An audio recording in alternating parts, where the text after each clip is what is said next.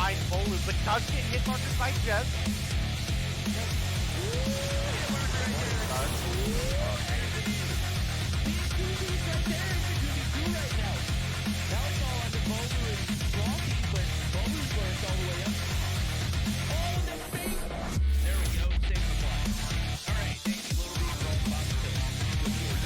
They're now all tied up 1-1. Axio is going to get taken down by Jazz. You can now see Jazz is pushing up towards the B flag. We'll rock that 35 round. See that we have Vague pushing up incredibly far, but this should be a free kill for Axio. Sure enough, with that push from the backside, finds Jazz.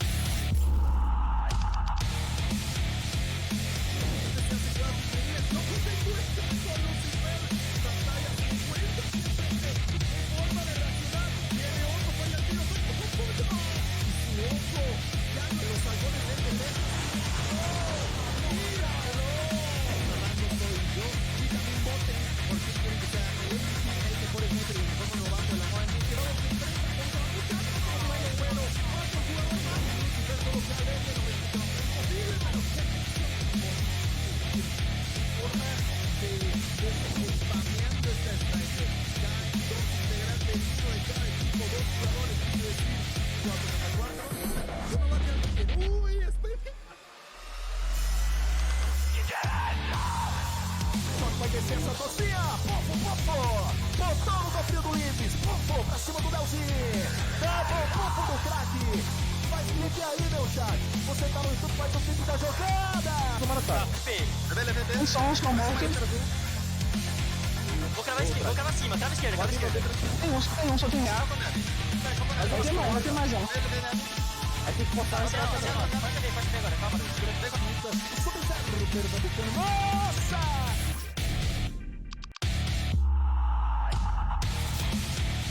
And we've got two players left to deal with. FN 420. Oh my god, Lucky, what the hell was that? Count them out. Can't do it. Lucky is Dark Wizard. You're the only hope here, Dark Wizard. Oh my god, we've got a 2v5 that is a reality. Lydia looking for the shots. Lydia's gonna round the corner. Lydia finds one. Lydia just needs to find Lucky. Doesn't happen. We're going to another round. The most at the moment finds another one. Just an absolute demon. Moving quick in with the side of Nova. Dave,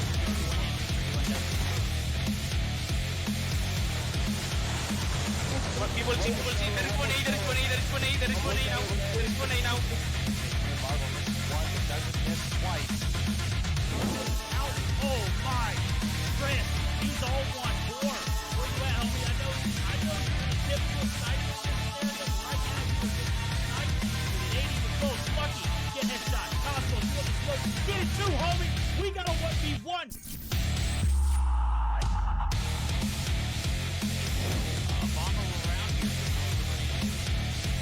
Oh my goodness, Iona! Bro, watch. Extend was left alive. Now it's Iona looking to make this. Yo, this girl's dirty! Aggressively push up to this degree. Lydia's able to find one. Artem Misa coming through. What's that? Is that the kilo? Whoa!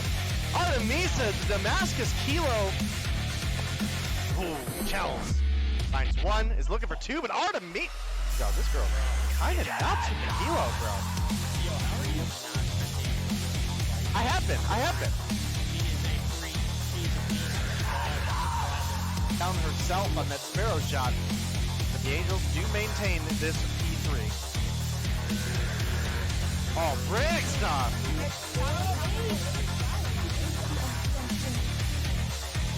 Well, it was looking good for a minute there, Verdict, at the beginning of this round, but it has quickly gone in.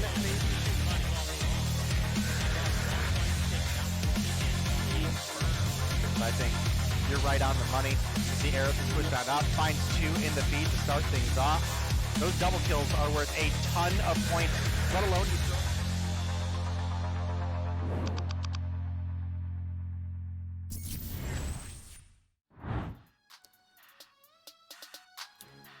Alrighty, everybody, we are back live for, again, the opening day of Mobile Mayhem. I am joined by two of the best in the business.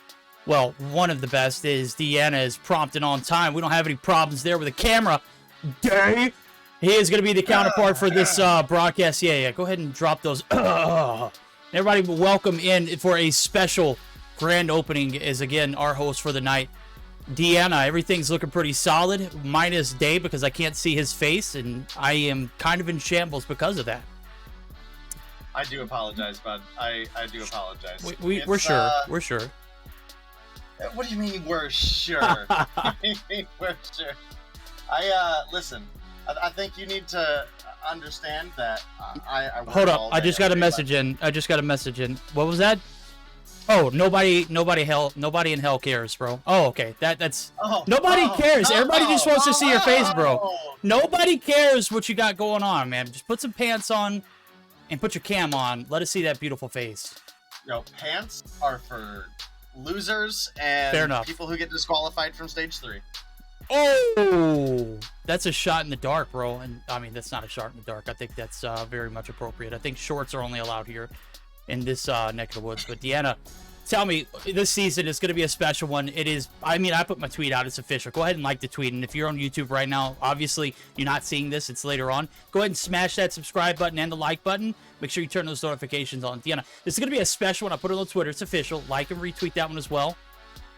This is going to be the best season of Mobile Mayhem yet.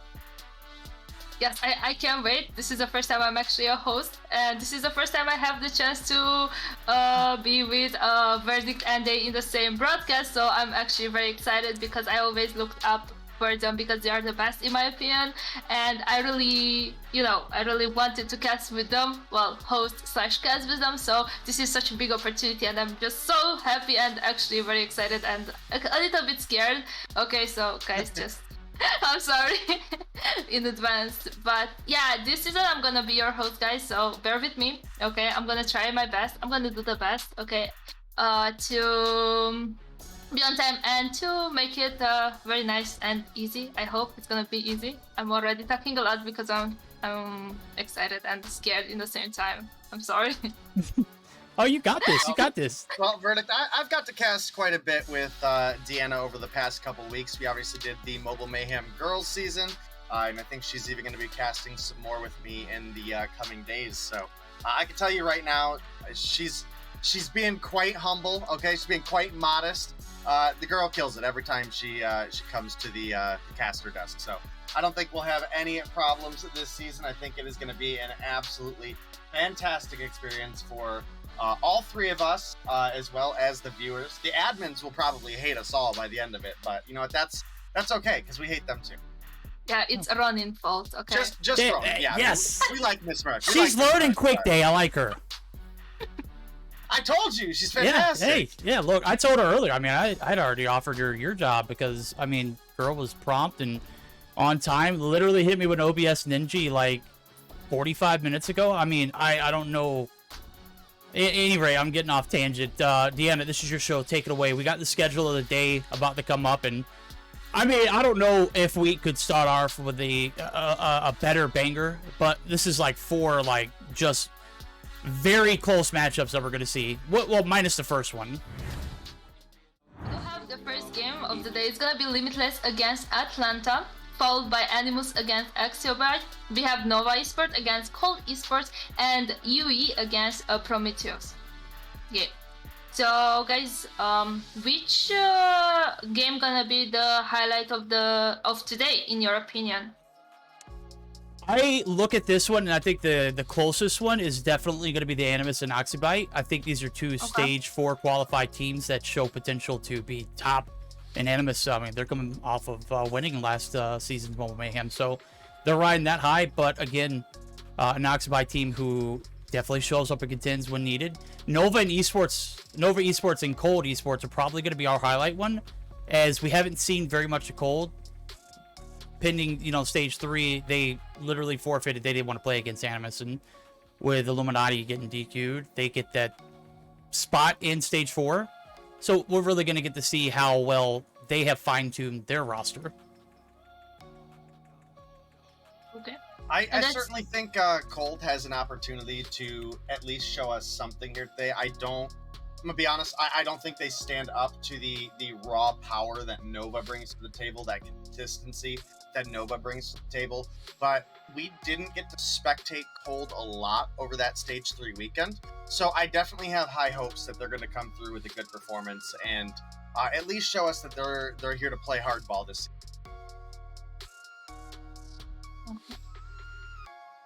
season. Fair point. Standings wise, I mean, everybody's starting at 0. I was taking a look at that just a moment, Deanna, and you know, the 6 invited teams, they're going to be at the top. The 4 at the bottom, they're going to be the teams that made it through challengers. And based off of, you know, what we've seen so far from challengers, I think that AxiByte and Prometheus are promising. Cold Esports is our wild card. In Atlanta, I think they voted them to be the most likely to drop from Mobile Mayhem. What are your predictions on this season so far? I was quite watching last season. Okay, I was actually watching every time when you guys casted last season, when you casted actually vertical last season.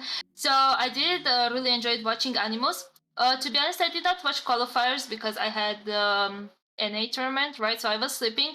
But I'm very interested to see how Cold Esports gonna perform. Also, Atlanta, I do know a couple of players from there. But yeah, I feel like the matchups are very interesting today, and I'm looking forward for each and all games. Well, speaking of matchups, we've got one on our hands that's about to start up, and well, I say that, and then one of the players actually just dipped out of the lobby, so you know, just a few more moments on that end. Nonetheless, it's going to be an interesting one. We're going to go ahead and jump into the action immediately. We're going to be joined back by Deanna as soon as we get done with this next series. Or before we start up for this next series, as soon as we get done with this first one. So, Deanna, it's going to be a long ride. Buckle up. I think, you know, this season has potential to be one of the best in all of the best. And Dave, looking at it right here, this is a Limitless versus... Who do we got right here? I was just looking at the schedule. I'm just... Limitless in Atlanta. There we go. Limitless in Atlanta, yeah. All right, predictions-wise, Dave, I think this one I predicted to not be as close as the rest, but I also think that, I mean, I'm up for a little bit of upset season, right? I think Atlanta definitely had some good performances, and they had some specific moments in their game where I was like, you know, this looks like a team with a fair bit of potential, right? But, you know, when you go up against a team like Limitless, I think they are going to struggle. I mean, we are probably largely going to be looking at opportunities for them where, you know, maybe they make an early rotation and, you know, then we try to see, you know, can they get a good hold, follow this up, or is it going to swing over in the favor of the side of Limitless pretty quickly? Again, I'm kind of on board with the other half. Limitless is obviously a team that is completely familiar with the competitive scene. So they're ready for this level of competition. I just don't entirely know if I would say the same about Atlanta. I think you're absolutely right, and you know, I'm taking a look at the lobby right now, and I don't know if you noticed it, but I just you know, peeped it and kind of put 2 and 2 together. This isn't the same Limitless team that performed in Stage 3. This is actually a probably improved Stage 3 team. This is Limitless plus Jazz plus Karma from 117 Not Found, and they finished in 2nd place last season. Obviously, they couldn't compete in Stage 3, so to see that roster kind of salvage across all of EU, I think I just couldn't see a Stage 4 without these players. So the fact that Limitless were so quick to jump in and hop in and pick you know, 2 of the best out of that team, I mean, I can't discredit Dark Wizard. I can't discredit Cosmos, but let's be fair. When we're talking about talent in EU, I don't know if you can mention a top 10 without these 2 players' names in it. You know, Jazz and Karma just multiple visits to the main stage. Karma has performed in clutch scenarios. Jazz has just been an absolute beam whenever needed. I think this is a great pickup for them, and the remainder of that roster is I'm trying to figure out where that is. I'll try and see if I can get you filled in, but from what I'm seeing right here, it's going to be Rasmo, Mojito. That is Rasmo, right? If I'm not mistaken. It's Rasmo, Jazz, Karma, Mojito, and then their 5th player who looks like it could be Onur or Boot. So this is, or Hisoka. This is actually a pretty star-studded lineup. Yeah, definitely a solid lineup ahead of us. We are waiting on a couple players to get into the lobby, and it does look like maybe our fifth has just joined. So we should be getting into the action here for you guys soon. And, again, I want to believe in the capabilities of Atlanta, but I think this is perhaps, especially since obviously, listen, I didn't want to put them down that hard and be like, Limitless was already looking like a great team. And now they look stronger. But I think you're absolutely right. I think that is absolutely a case going on right here. So it's a little bit rough if you are the side of Atlanta. But I got high hopes that they can at least come through, possibly have a strong season here for us. And they might not be some of the top teams or top players to deal with this season, but we've seen other teams come through and, maybe have a weak start season that grows and grows and grows. And, I think we've really had two rosters like that, right? I think EUE was a very impressive new lineup, as well as when we had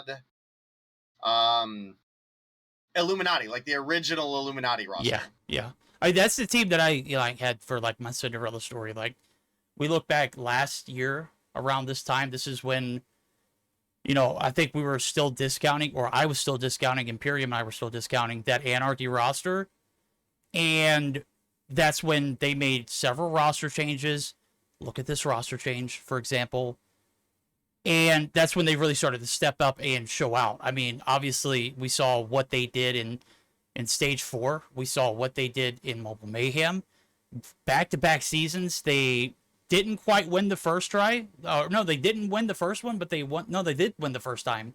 That summer season, they did win. The fall, I don't think they won, but it was just on the account of I don't believe they were as focused. And, just keeping the focus, we're going to go ahead and roll into it. It's going to be our best three as players are still in. I was taking a look at who joined in late. It was Hisoka. That is Hisoka's account. That is 100% going to be completed in the 5 starters for Limitless, and with 5 starters, that means we're going to be hopping into hardpoint. It's going to start off with Firing Range, followed up by Search and Destroy on Summit. Gruesome rotation right there. And then if it does manage to go through a game 3, we're going to be looking at a Standoff control. So we're going to start off with a banger. We're going to go into probably one of the more not so practice maps for Search and Destroy, and then we're going to end on a light note, on a banger as well too. So predictions wise, taking a look at the rotations, taking a look at who's in the lobby, there's no way Atlanta take this, right? I have not a lot of confidence in them to do so. Now, I'm on board with you. I'd love to see the underdog team come in and have a good performance, and I'm not going to cheer for one team or another to win here, but I would absolutely cheer on Atlanta if they made it close.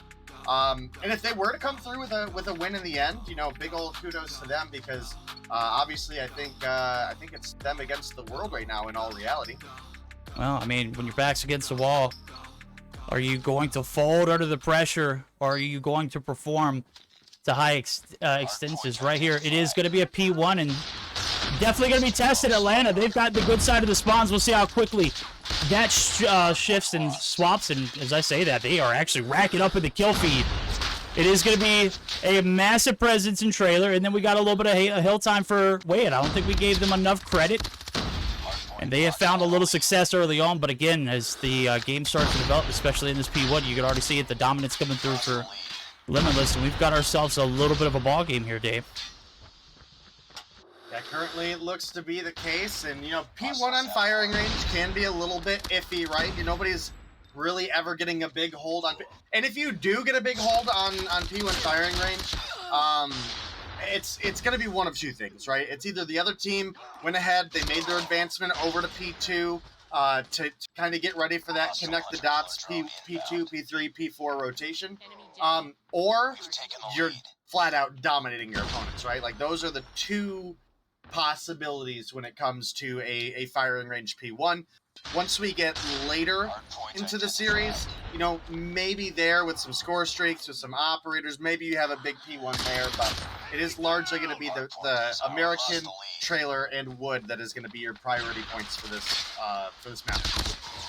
I was spectating Legacy. He was having a ball in trailer. He was on a 5-spree day, and I gotta say, the rotation over Mojito was just sin to deal with the demon, and I don't think you could have done it any better. He was creeping on the side of the staircase right outside of the back, and nonetheless, you know, Legacy just not paying attention to the surroundings, obviously gets a little consumed in what was going on, gets taken down, so the streaks that could have been are not going to be, and right here it is going to be a little bit of stability for the side of Limitless now as they have taken American control. That armory site is compromised, and they are starting to set up for news, too. You can see Jazz, he's already making the rotation through, but 2 players pushed right into the front side of Trailer.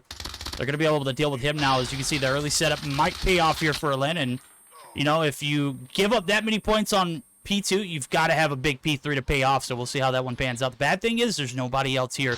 These two need to play their life, and with Jazz on the prowl, he is going to be shut down now. That could have been a problem, but it was dealt with. Kill feed looking pretty accurate. I mean, look at it. You're seeing a Corona who's 7-8, 7-6 for Legacy, who literally started 5-0, and then Storm with a 6-5 rotation. So we'll see how this Atlanta team progresses now as we're getting into the thick of it, and with a big P3 rotation, early setup, it is starting to look like it's going to pay off. Just to make sure I'm completely clear, the heart player on the side of Limitless, that's Hisoka, right? Correct. Okay.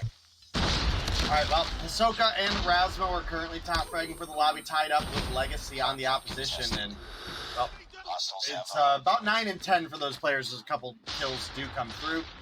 We've got about a 14-point lead for the side of Limitless right now.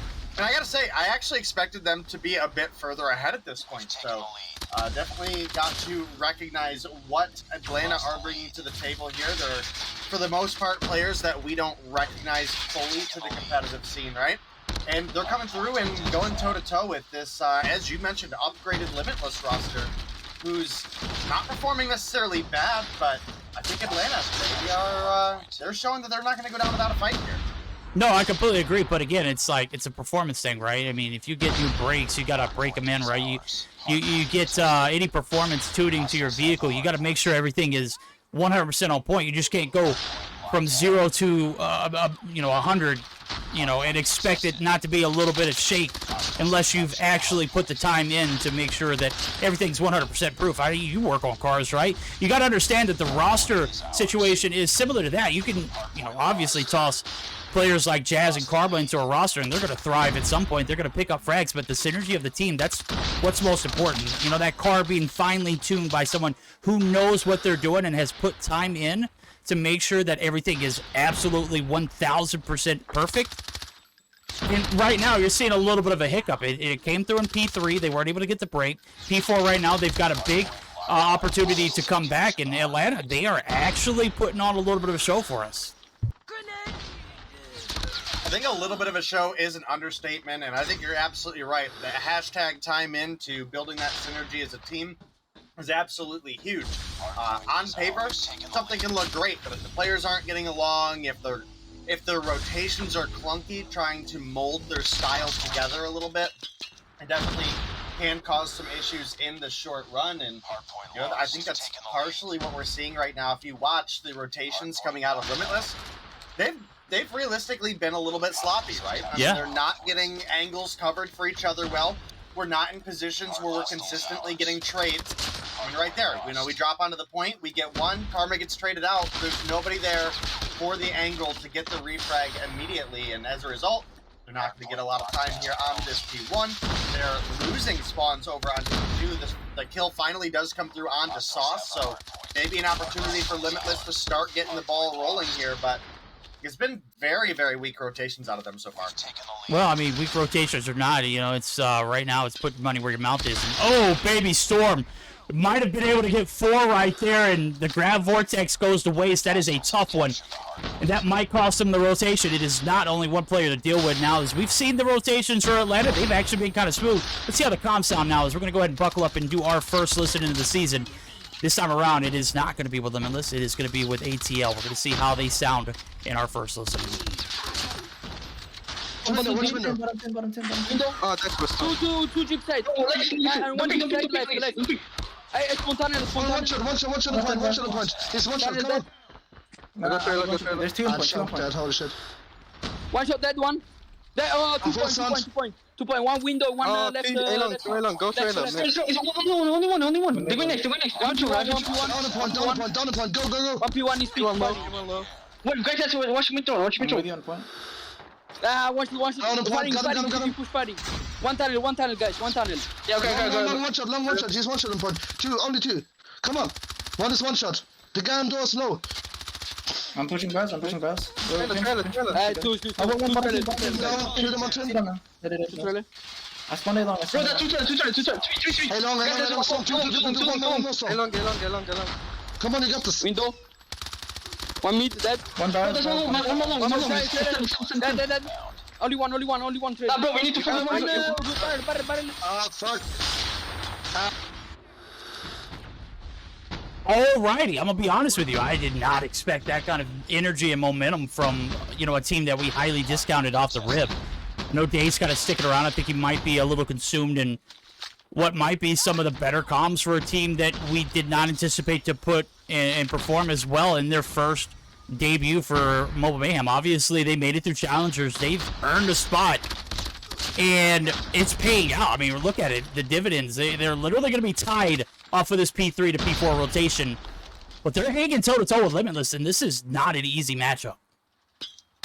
No, you're right. It's absolutely not, and it looks like with a little bit of trickle here on trailer, Limitless are going to get themselves an advantage in the scoreline, but it's only +2. Now we're getting ready to open on wood, and I gotta say, this can be a little bit of a hectic hill, right? The spawns are a little bit wonky. This is maybe one of the weaker hills for actually holding a good and consistent control on.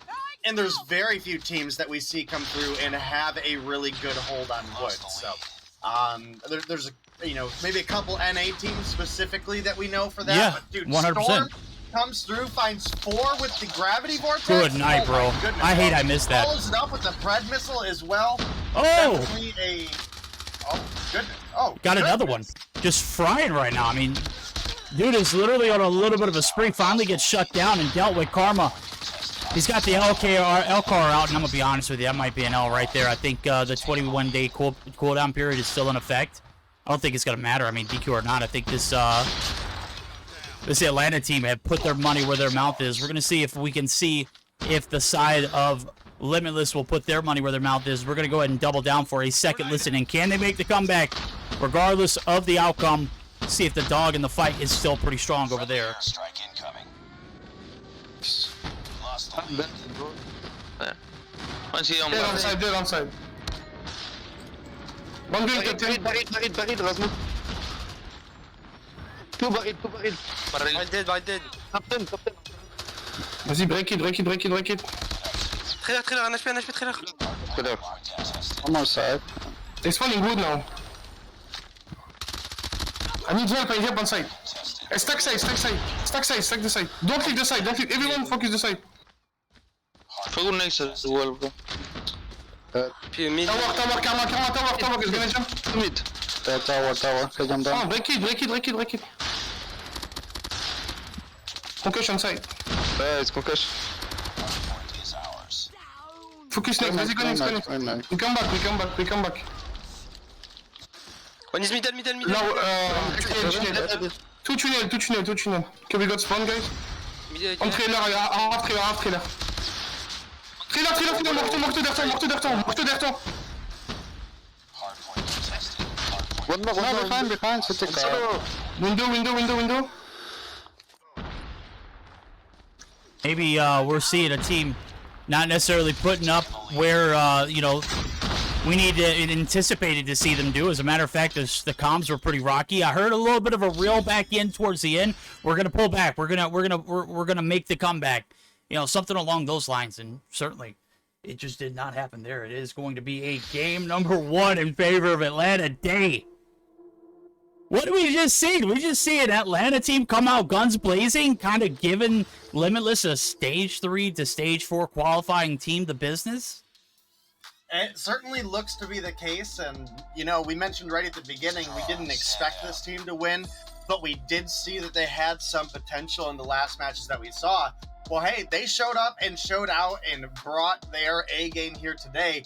not only, and I know chat's discussing it, obviously we had some Elcar use out of Mojito and Karma on the side of Limitless that would have DQ'd them anyway, but that don't matter. We came through with a 250 to 204 victory for the side of Atlanta. They are going to be the winners of the at least first game of this open season of Mobile Mayhem EU. Now, obviously, there's still plenty of series, let alone season left. And, man, you know, Karma was trying his best, came through minute 48 on the hill with 30 kills, but Legacy, Storm, Corona, all came through with above 30 kills, had some solid objective time as well. And again, I feel like we just had some really lackluster rotations out of the side of Limitless that I need to see them step up and capitalize. Because again, as you mentioned, this is a stage 4 qualifying team, right? Granted, the roster is a little different. You know, that's not the performance I expect to see out of 3 stage 4 players that have picked up what we would normally have considered to be maybe a consistency upgrade. Yeah. You know, that's neither here nor there. I mean, we just watched a masterpiece from Atlanta, and maybe I just need to shut the hell up before broadcast too, because I literally looked at the schedule and was like, oh, this is going to be a banger of a day. And then I really looked at that first matchup and I was like, oh, is it really going to be that close? Is it going to, you know, be something that people are going to be intrigued by? Are we going to see a blowout? Is Limitless going to wear Atlanta out and force them to resign from Mobile Mayhem sooner than later? And today could have been like that starting point, like where you start to break and things just start to, you know, come loose. And wrong. Verdict needs to shut his pie hole up, and so does Dave, because Dave voted this team to be most likely to secede from Mobile Mayhem and dissolve altogether. Well, I'll go ahead and tell you, in the Dirty South. I did. Yeah, I did. Listen, I ain't even going to try to hide it. I absolutely, I think I will correct you a little bit. I think I said cold, I think is the most likely to okay, fair enough. Fizzle out. And then I said after cold, Atlanta. So. Oh. Well, I mean, in the Dirty South, Atlanta definitely, you know, I mean, not only have they produced like several recording artists, you know, rappers and so forth. I mean, that's, you know, when you think of like Southern rap, you think of Atlanta being like a hot spot. Now, I mean, they're filming movies there, bro. Let me tell you, Atlanta's on the rise.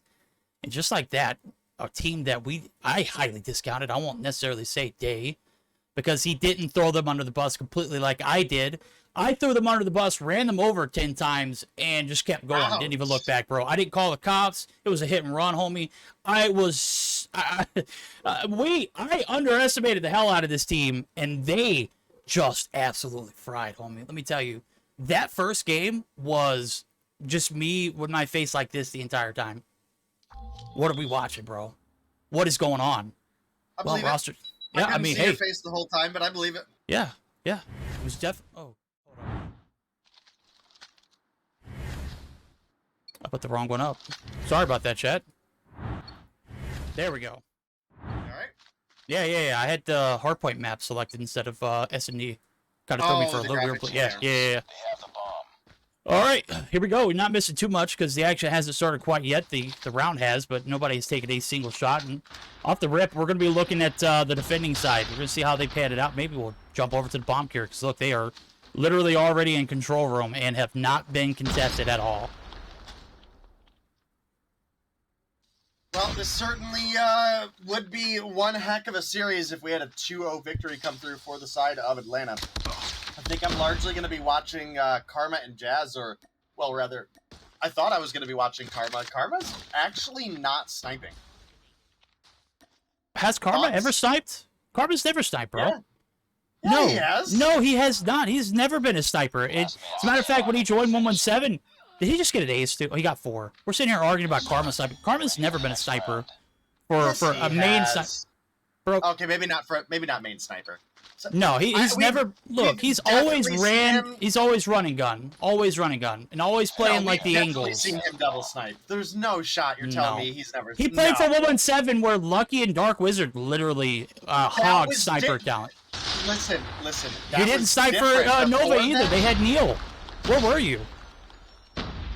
Oh my goodness. Oh boy. Oh, Rasmo, come. Oh, Oh, I didn't catch any of that, bro. Oh, I hope. Oh, you didn't. I missed, bro. Don't worry, I chat. Listen, I'm gonna go back and I'm gonna get that after the broadcast, and we will put it on the Twitter or the YouTube or something. I don't know. We'll figure it out. But those were some crispy shots out of Rasmo. and not the main sniper, Karma, who apparently is now not running a sniper in any map.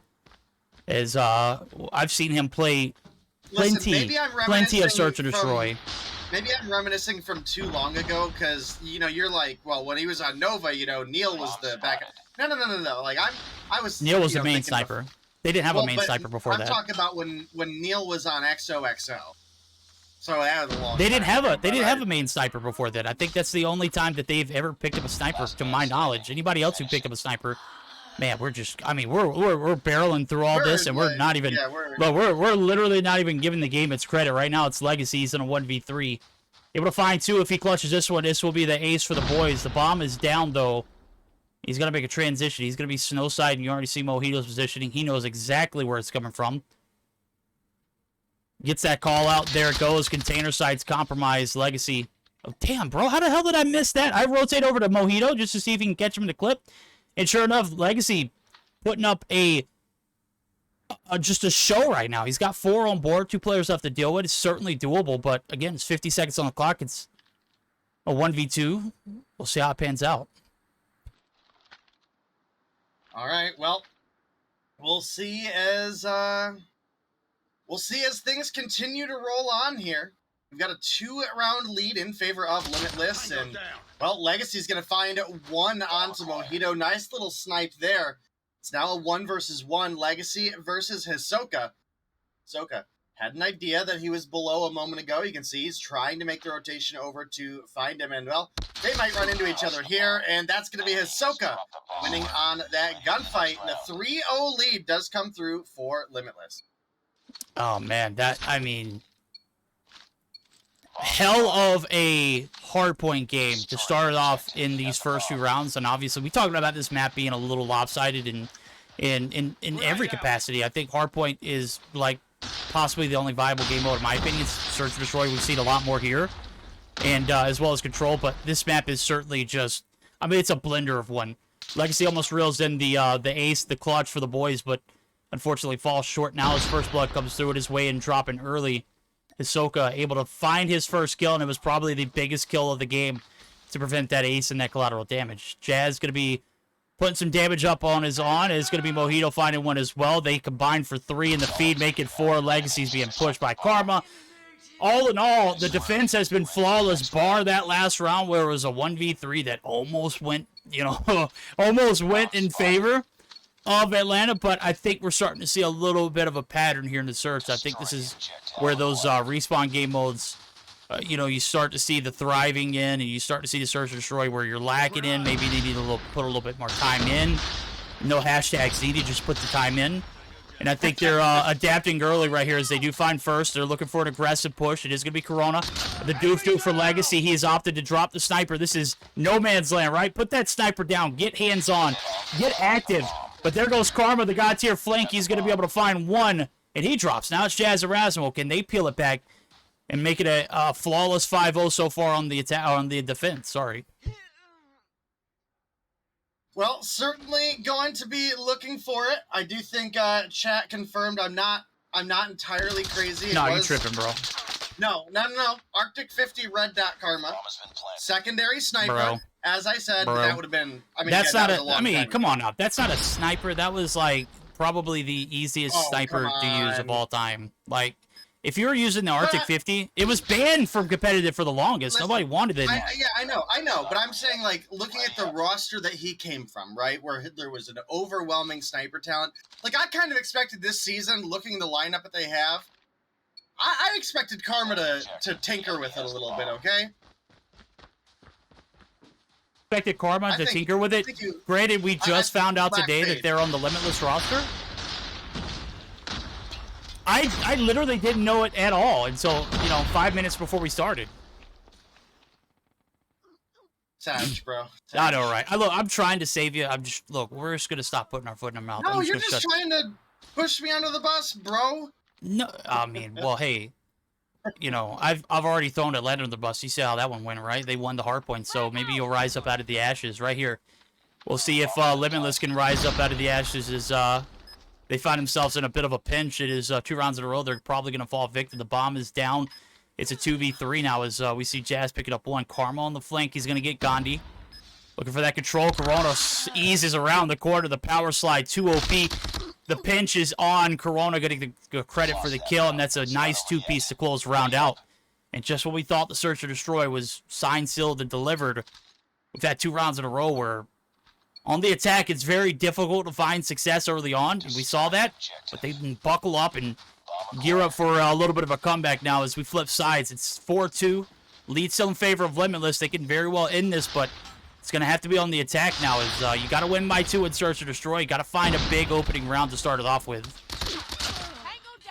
Yeah, you absolutely do. And, well, you know, this matchup, I think, has some potential. You know, we both, listen, you may have not only thrown them under the bus, but then, like, backed it up and drove forward again over Atlanta. And I didn't go that hard on them, but I certainly was expecting a 2-0 victory for the side of Limitless. So the fact that we're in this Search and Destroy and it's still looking like we have potential that Atlanta could have a 2-0, obviously it would take a big comeback, right? We've seen them find rounds here in the Search. We've seen them have some of the ones that they lost came down to 1v1s, right? So, I mean, if those gunfights, just a single bullet is different, you're in a different scenario, right?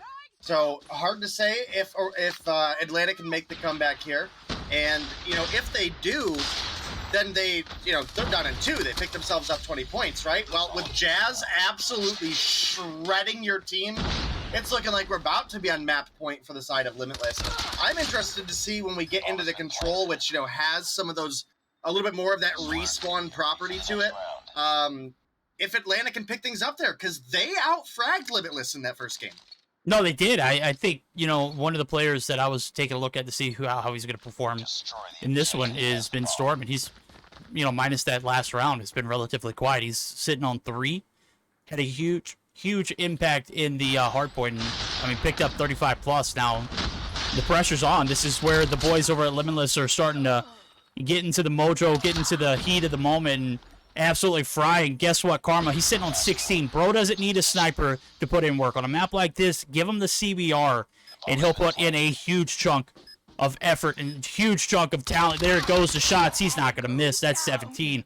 And ladies and gentlemen, in our first matchup of the night, might have been a highlight matchup if I'd known it was going to be this caliber. We're heading to a game 3. Big 7-2 win in the favor of Limitless. They answer back with a big one of their own. As a matter of fact, I think this is a bigger deficit than in the hardpoint. You think about it. I mean, obviously, you're looking at it from Limitless perspective. Maybe they knew they messed up. They were running the L card. Maybe they just accepted defeat.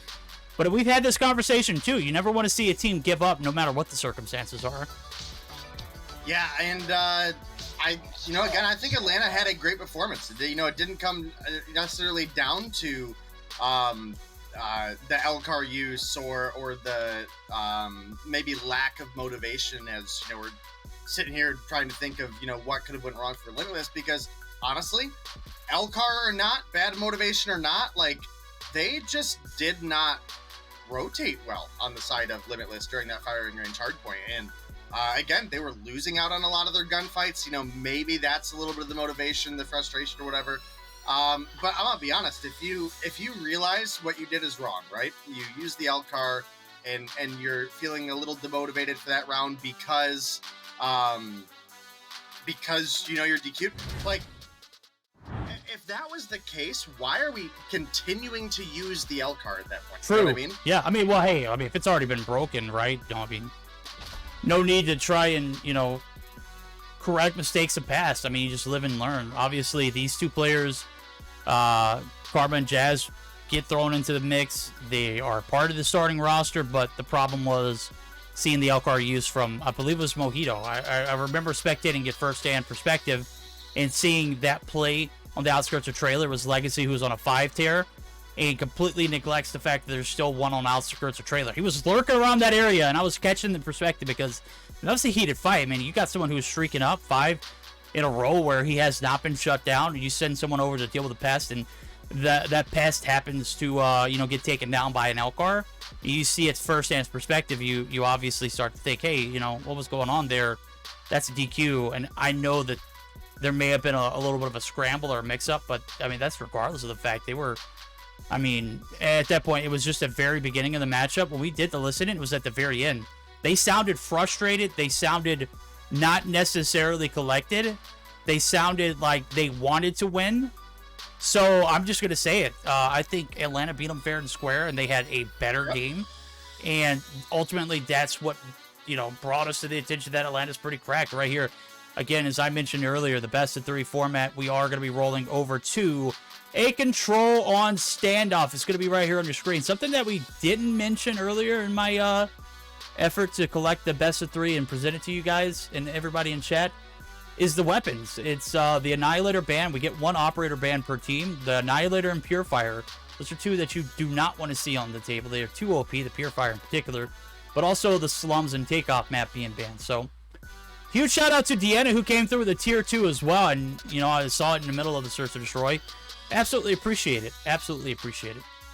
Not only is she here to present and host for us as well as big supporter in the chat, my Rivertown buddy. Day 1 Rivertown buddy. I don't think anybody has a Rivertown buddy like I do. I think that's true. Nobody wants to drop Rivertown with me because there's no loot, remember? Yeah, Rivertown sucks, bro. Look, I sound like... I ain't even gonna pretend like you ain't talking about me here. I'll take that one. I hate No, I literally sound like someone who just can't let anything go. I gotta stop that. Well, letting it go or not, we're jumping into the control. And, you mentioned it earlier. I think you made a great point. We're going to see how that fragging ability and how that momentum in the hard point earlier translate to some control. The good thing for them, Atlanta that is, they're going to be on the defending side, which, I mean, it's ultimately going to be who's going to take the driver's seat earlier than expected. It's going to be 1-for-1 trades. We'll see how the side of Limitless take control in this A site right now as they're going to hop the hill. They're going to be shut down. It's going to be weighing. And now the kill's starting to decrease. A little bit of a shutdown on that first A push. Well, we've got a couple live advantage for the side of Atlanta right now. And I will admit, it does feel a little weird to call a European COD Mobile team Atlanta. But you know what? We're here for it. We're going to keep rolling forward with it. And they're looking solid here in the control. I mean, they are on the defense early, but I think, honestly, Standoff is one of our best search and destroy maps, at least as far as the search and destroy control, as far as the current state of the control system works. If I'm hopefully making some sense here at least, but I think there's plenty of opportunity to win on the offense here, and it's not even close. I mean, we're talking 22-7 right now with Limitless, being in the L position. So I don't know, man. I can't fully decide yet if I think this is Limitless playing lackluster or if Atlanta are just coming through the fierceness that we didn't fully see out of them in the qualifiers. No, you know what? I literally see chat talking about Standoff being booty cheeks on control, and we've, largely just shut down chat because for the most part, we you guys don't know what you're talking about, right? So I started to see a little bit. Let me get my point across real quick. Go for it. When I was watching Wade, he was literally 10 deep. He's got all his streaks, and all he did was just sit in top blue and rotate from top blue to bottom blue. Never go past deli, never go into the spawn. And he was just feeding on them, bro. Literally eating anybody who spawned in front of him, and that was kind of gross to see.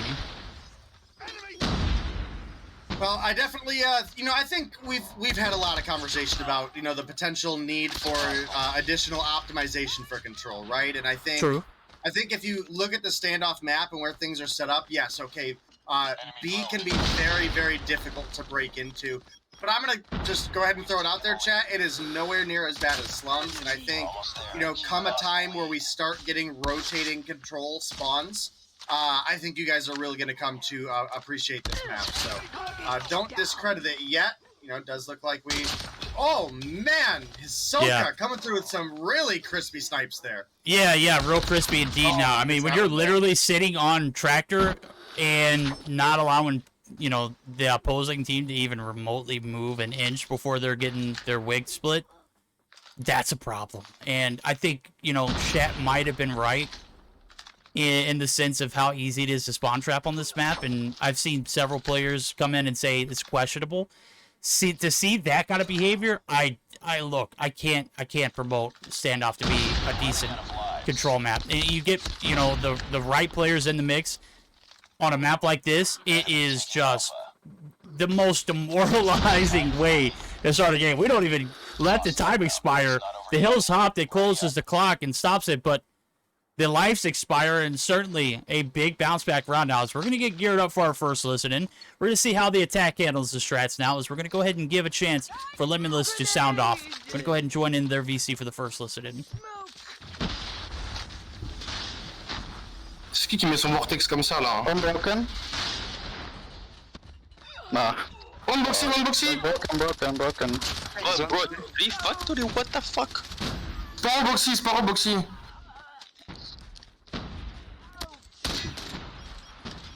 Exploded. Unbroken. Sparrow statue. Yes, box, top market. Top market, broken. T'as gagné. Vas-y, let's get A. Don't hold the wall. Pas mal. The wall, Sparrow. One more. He's one tap, he's back alley one now. Eh oui, il joue bien le Sparrow, mais on fait pas un kill avec le Sparrow.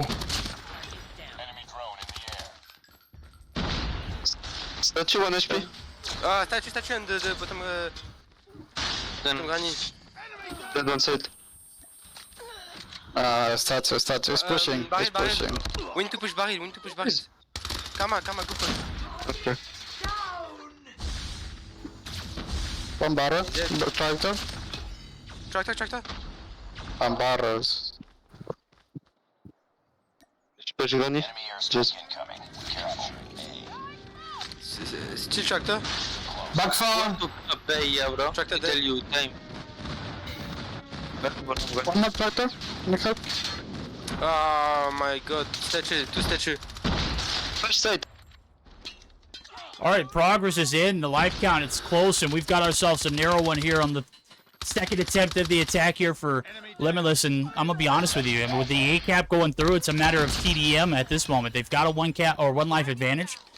Do you think they're gonna be able to capitalize and maybe potentially pull off the unthinkable? I certainly think they have some opportunities to do so, and well, right now we do have a little bit of a lead for the side of Limitless, and with Hisoka up on the hill, he can use this box head glitch to his advantage. You can see where he's able to get that little bit of an opportunity, right? You know, I was mentioning earlier that this map does provide some opportunity for offense wins in ways that, you know, Slums doesn't, for example, right? If you do make the break into that hill, you have nothing but opportunities to lock it down.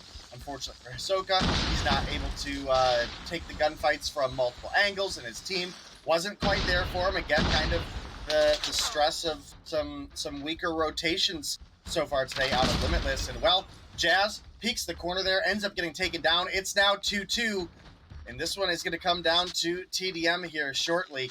Somehow, Hisoka is able to make it out of that rotation alive.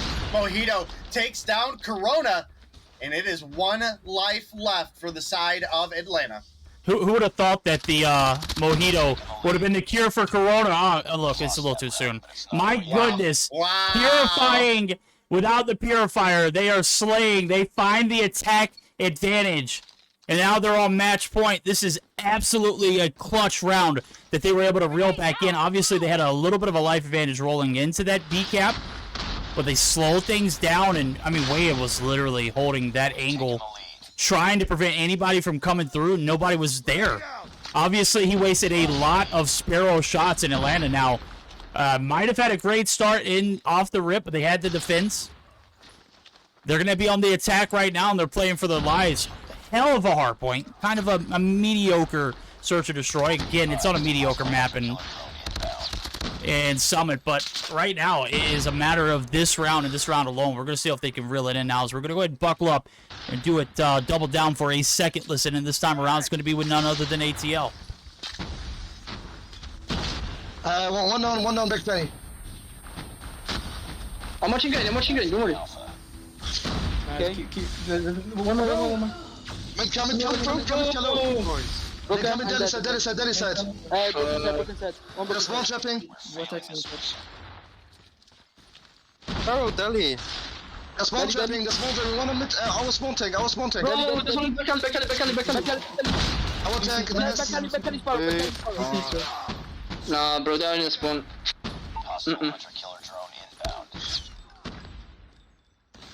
Yo, look how fast these lives are disappearing. I think they is still. There we go.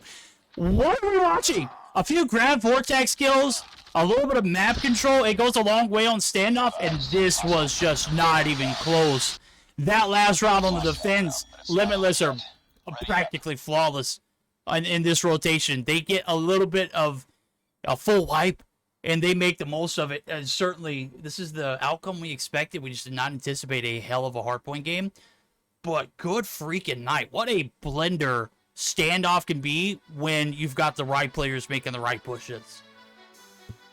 Yep, and that was a little bit more of the consistency that I had personally expected to see out of Limitless.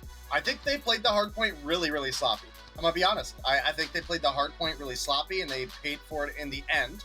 I think they started off the the control really sloppy as well.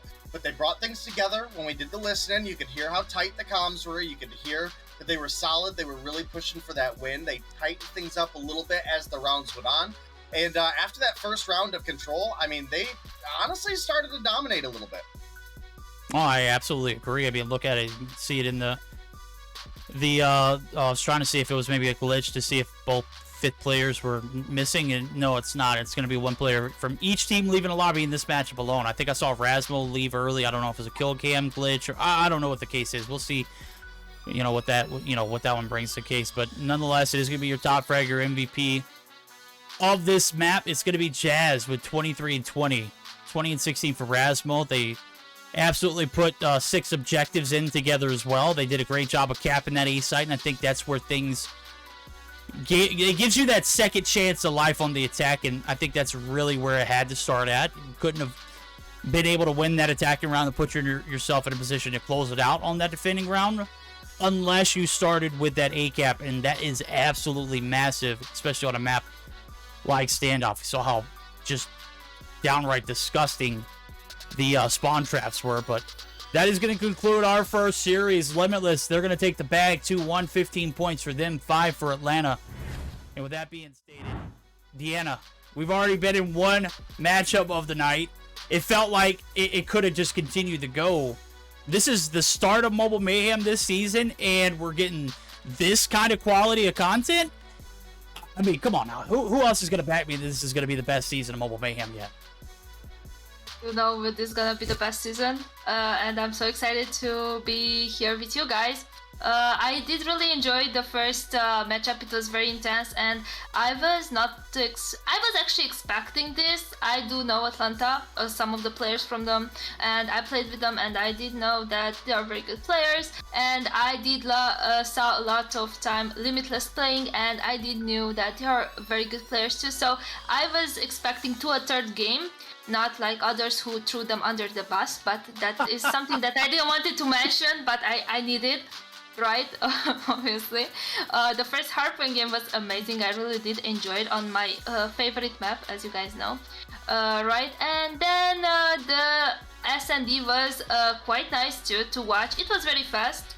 Limitless did the job. They just came in and managed to actually win very fast, and then the control on a very beautiful map. Obviously it was very nice to watch, but once again Limitless did show that, well, they were playing before, and I think this is the first time Atlanta is playing Mobile Mayhem, so I assume they maybe need to get used to the flow and so on, but both teams performed very good. And I'm actually very happy we managed to see a control game. Oh, I'm absolutely on board. I love how she mentioned I threw someone under the bus and then nonchalantly threw me under the bus. That was just, I don't know, bro. Look,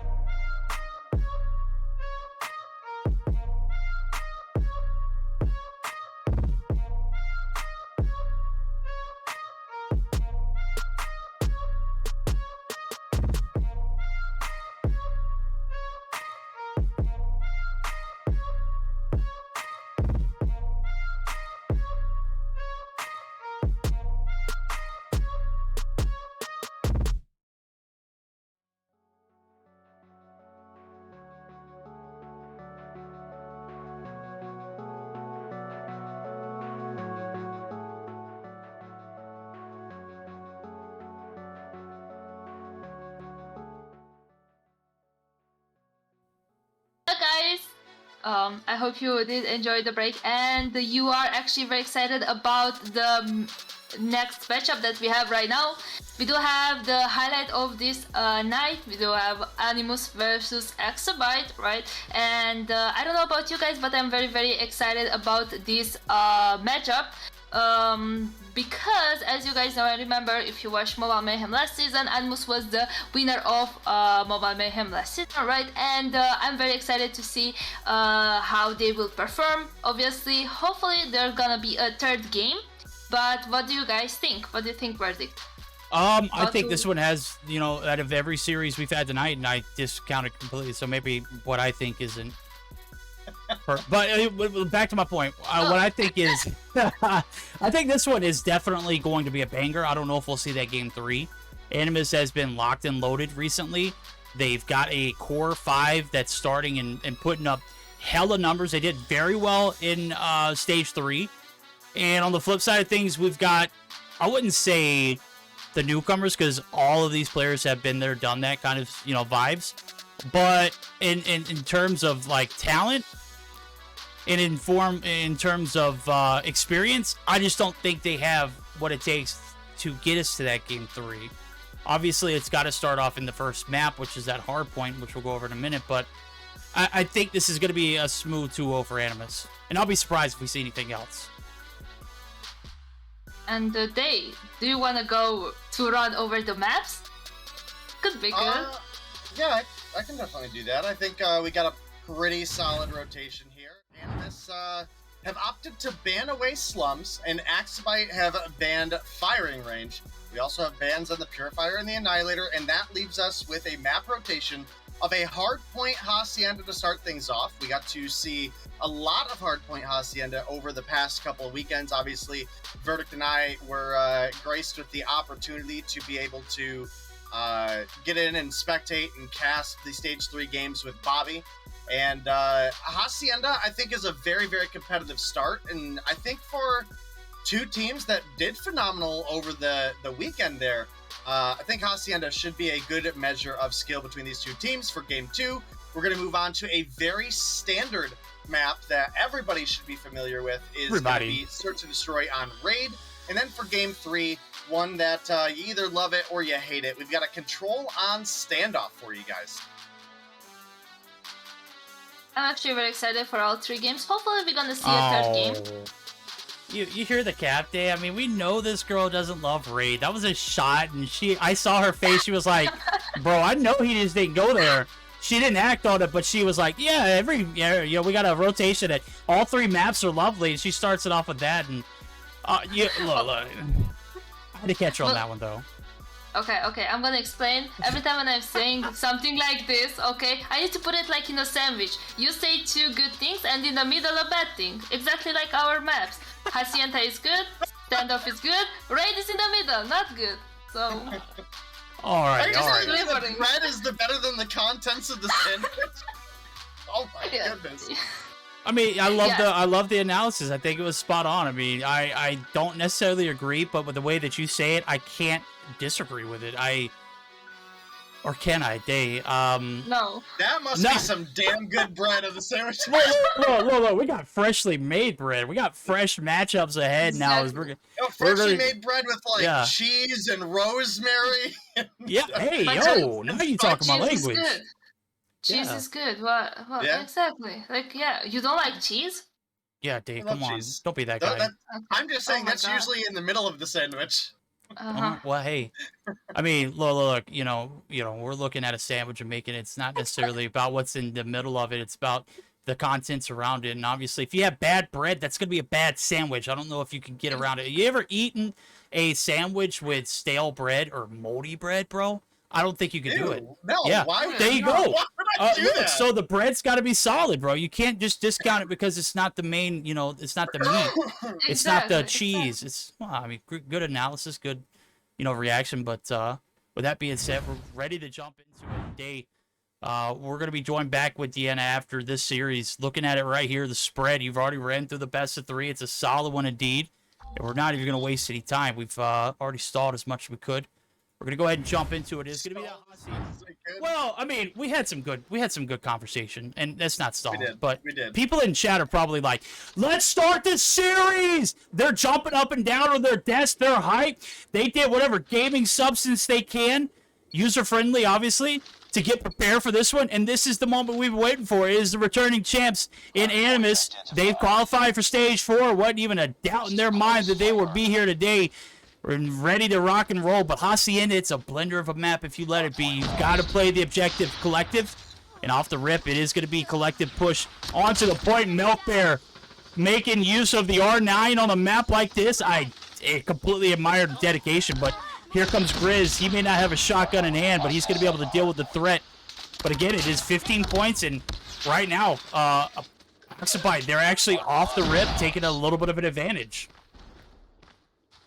All right, well, Melk, obviously one that we know to use the R9, and it's got some potential here, right, on a map like Hacienda. There's some long range, but there is going to be a lot of close range where the R9 does capitalize. So let's see what they bring together. It's going to be Narcs winning that gunfight, but turns around and gets taken down by Dinicio as part of Diniccio's 2-piece there. And I got to say, Dinicio has been one of those true decision-making factors for every team that he has been on, at least in my opinion, and definitely a big pickup for AxiByte. Now, they're going up against one of the best that Europe has to offer, obviously. I think it was Deanna that mentioned earlier that, this team came through and won the last season of Mobile Mayhem. They may not have won Stage 3, but we know they're capable of competing at that top tier, and they've got to prove it here, because this is... While I think a developing but very, very potent roster that AxiByte bring to the table, I certainly don't think that they have the consistency or maybe not the fine-tuned peak performance that I think Animus brings to the table. Or the awareness. I mean, you're looking at an early rotation from Animus. They're able to capitalize on one of the only money hills. I can go ahead and tell you that P4 is certainly not as big of a money hill, or even P3 or P1. I mean, they're literally out in the open. You don't have very much cover. I think in P4 you might have an advantage to have a little bit of a head glitch. But that early rotation is certainly paying off for Animus now as they're taking the lead and running away with it. Right now, we're going to see one player on the flank looking to make something shake on the spawn site. Miz able to win a big gunfight, and a gun that I would love to see, you know, just be normalized and competitive both in NA and EU. We've seen it a lot in EU, but we haven't seen it a lot in NA. And that's the Peacekeeper. Certainly not going to be able to hold his own, though, as he's going to be taken down. And the muscle starting to flex here for Animus. They are rocking and rolling in a team map. They're finding a lot of value on a hill that is literally out in the wide open, and it doesn't look like they're even going to give an inch, let alone a point, over to AxiByte, who's found themselves in a bit of a deficit. That transition from P2 to P3 was so on point for Animus. AxiByte just couldn't handle it.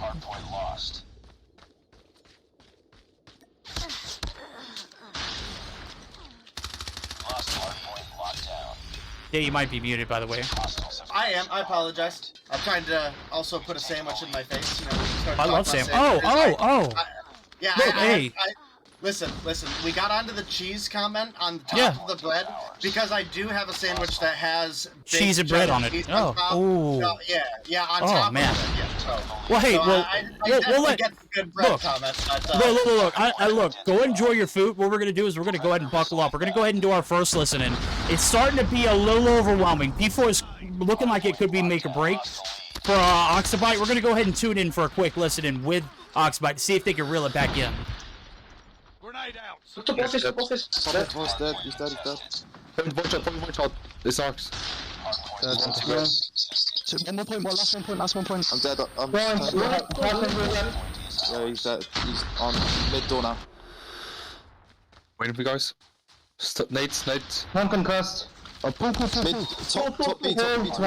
He's pushing office. Watch office. Yeah, so pull. Two guys. He's office. One rock. Oh, I forgot about this fucking part of the map. One good pull. Hardpoint dead. One's still office, guys. Get him off office. Oh, Hardpoint dead. Office. Garage dead. One more. Office. Office dead. One top B. Top A clear. Watching arches. Top B dead. One more top B. Yep. Guys, mid door. One shed, one shot. One top B. He's top CT now. All right, listen in. I mean, I don't know if they got a chance to jump down there, but I'll go ahead and tell you. Yeah. How many times do you have to call out office before you just either A, don't go office route, or B, deal with office? I don't know if I've ever heard someone call out that point and not deal with a threat or avoid the threat altogether as much as I heard in that call out. And I think that, along with the fact that we didn't hear any kind of, like, you know, the vibe was very low. It was just not the vibe of a team that wanted to put, you know, a lot of passion into the comps. It was out here body shooting. Yeah, Oh my I mean, goodness. it's pretty much the story of the matchup so far. I think there was plenty of players that actually did attempt to make that office clear, but the reality is that consistency factor is not just as a team, but it's also in the gun skill for the side of Animus. And Animus are just coming through strong right now. They have a 140-point lead over their opponents right now.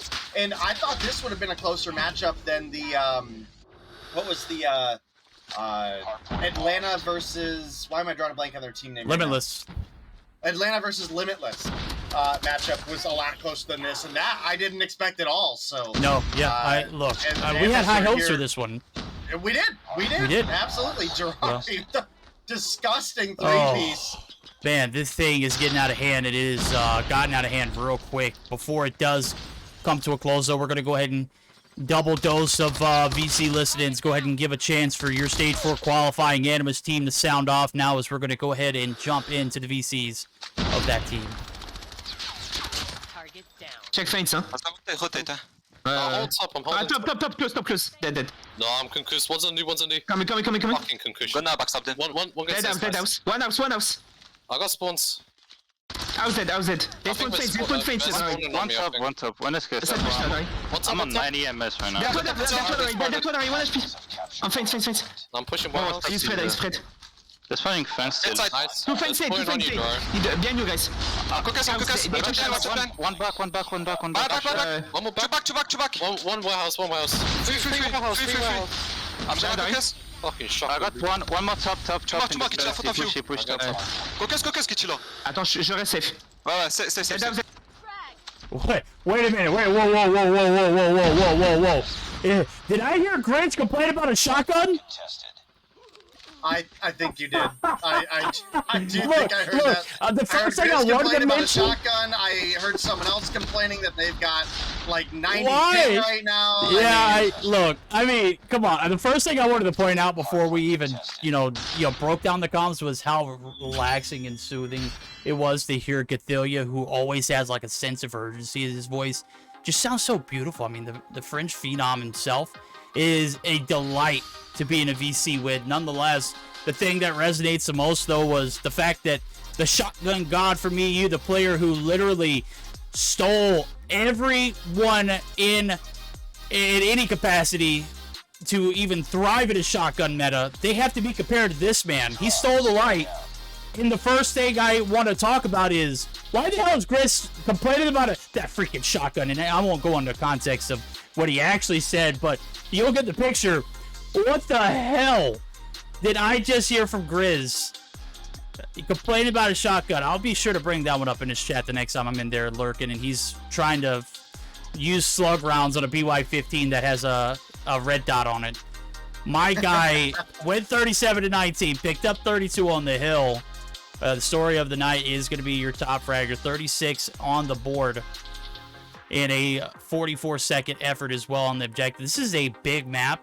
The fact that Narcs was able to play objective the way he did, that's a problem. We talked about it several times throughout Stage 3. Hacienda is not a very user-friendly map unless you're collectively playing the objective.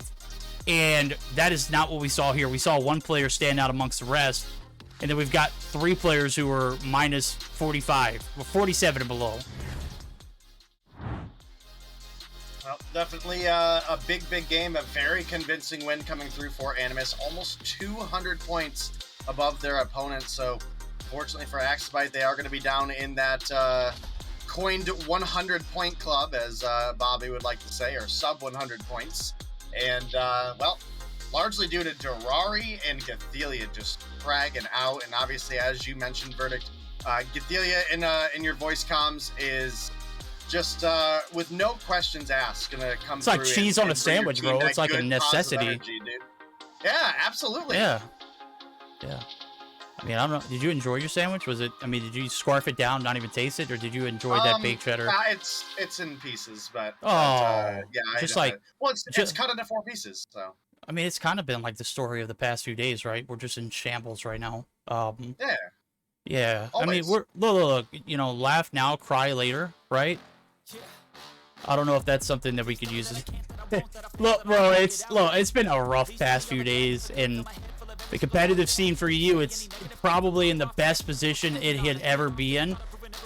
However, AxiByte not performing up the standard so far, the hardpoint was, I mean, it was a miss to be very generous. It was a fat L. I don't think I've ever seen a Hacienda that lopsided. Obviously, you get tossed into a room full of killers, and one of the killers is complaining about someone getting murdered. Look, I'm trying to make the analysis from chat that I just read. Grizz complaining about a shotgun is literally like a murderer complaining about killings on the news. I don't think you can literally make a better analogy. In passive, that was my attempt to toss that was pretty solid. your metaphor into the mix, and I hope you feel a little bit of laughter out of that one, because I don't think I could put it in at any point any better. We are going to be moving on to the raid, which some people love, some people hate, and some people love to hate, some people hate to love. Some people hate that they love it. Yeah, I mean, some people hate that they love it. I love the fact that this map is in COD Mobile. It's a big W. You know, spectating and playing are two different things. I don't think I've ever been, like, as cracked on Raid, but again, I've never been cracked at all, so I don't think, you know, that's even... Like, my favorites are, you know, Firing Range. I love Standoff. Remember, there's a reason you're casting and not playing. Exactly. I remember that on a regular basis when I see... You suck at this game, you're a great caster. I mean, you can just kiss that baby goodbye, bro. That competitive verdict is never coming back. I'm never coming back to see, you know, myself try to attempt another competitive run. I mean, I'm never swapping for my iPad either, so that'll probably be, you know, an absolute reason why too. So, or heading over to the Hollywood Hills of California day. I know you love this one. This one's like just probably the best map in your eyes when we jump into any COD mobile match until they add Express. Yeah, I mean, I was setting it up for you, putting it on a tee right there, and you just skyrocketed with it. Love it. Always. Greatest competitive map in Call of Duty history, period. I don't think anybody could convince me. I mean, who would hate that map? Anybody who, so fan someone of... that hates Raid. Yeah, I mean, possibly. First Blood's going to come through. It is going to be Narcs finding some shots to land. It is going to be the money room push. He's going to be able to find one, might be able to find another. As you can see, Apollo's looking to get a little bit of top control. It is going to be Grizz. He pulls out the hopper. He said, you know what? I'm tired of complaining about the shots and the shotgun. I want to put things in my own hand. I didn't catch a single kill this round, bro. I'm just see if Melk gets dropped. Oof, none other than the damn shotgun. Later, if you remember that you missed something, they've given us the ability to go back and actually watch it from their perspective, so. Shout out to COD Mobile for making that happen. Oh, dude, it's awesome. It's absolutely awesome. Well, getting on into round 2. Team Animus, they are up right now. Obviously got some big opportunities to close things out in 2-0, and I gotta say, personally, I'm a little sad that this one is looking like it has potential to be closed out so early, right? This is one of the matchups that we thought was going to be the most competitive here today, and I mean, that was a blowout in the hard point, right? And now here, 2 really crispy rounds come through for the side of Animus. They now lead 2-0 over their opponents. Definitely think there's an opportunity for AxiByte to bring things at least a little bit closer. Nice shots out of Melkbeer to start things off, but Grizz, he's right here with the shotgun himself, and got that skins for wins from Grizz. Yeah.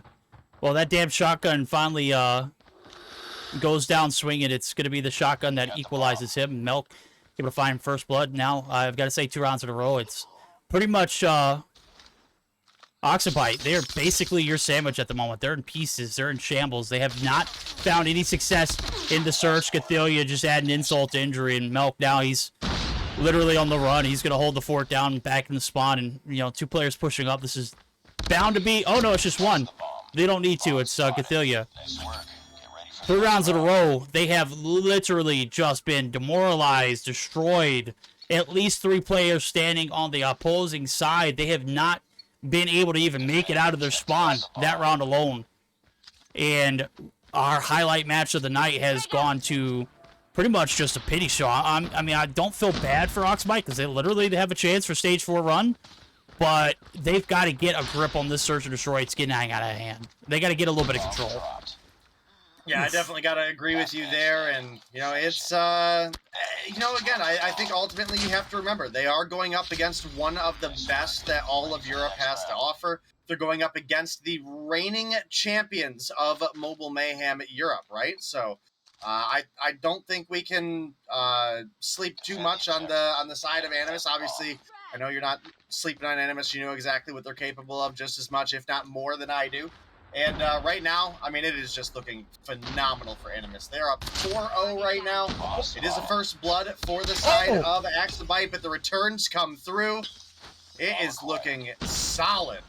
It is, and Melk, he's pulling out the troll class, and not trolling. My guy is absolutely pinpoint. The HSO adding a lot of value. He's able to take down the Shotgun King himself. Now the bomb's planted. We got a 2v2. It's Drari, though. He's on the prowl. He's going to be able to take advantage of a lonely Apollo, and HBC is going to be Deagle to... And there it goes, the body shots. You can see Marvel's hopping the bomb. Drari body shooting, dancing on his opponent's dead body. And, bro, I thought that was a promising round. Melk pulling out the HSO. He didn't get a single kill with it in challengers. He picked up 2 this round alone. Enemy destroy the objective. We got the bomb. Well, definitely coming through performing on game day, but if the rest of the team isn't, it could certainly be a little bit of a struggle. And again, I don't think you can take too much away from AxiByte here, just based on the team that they're going up against, right? I mean, again, this is about as top of the competition as you can get. And it's looking like Animus, they're here to prove that that is the case, right? They're looking to close things out in utterly convincing fashion. Nice work. Oof. Ready for the next round. Bro, this one, is... I thought this was going to be the best match of the night.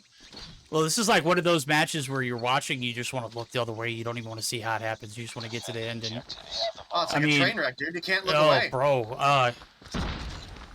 Look, you're kind of sick in that regard. I kind of like that about you, bro. Your ability. It's like watching someone just get spread open on a surgery room table, right? They just get dissected. It's like operation, but minus the fact that when you hit the barriers, it electrocutes you, right? It shocks you, throws you for a pulse. You're just like looking for the blood. You're looking for the smoke. And Narcs, he is, oh my god, just absolutely destroying. Apollo, he's going to be left on his own. It's 3 players left to deal with. He's only got 2 on board, so chances of clutching, I got to go with like 0.5%. This is just not happening.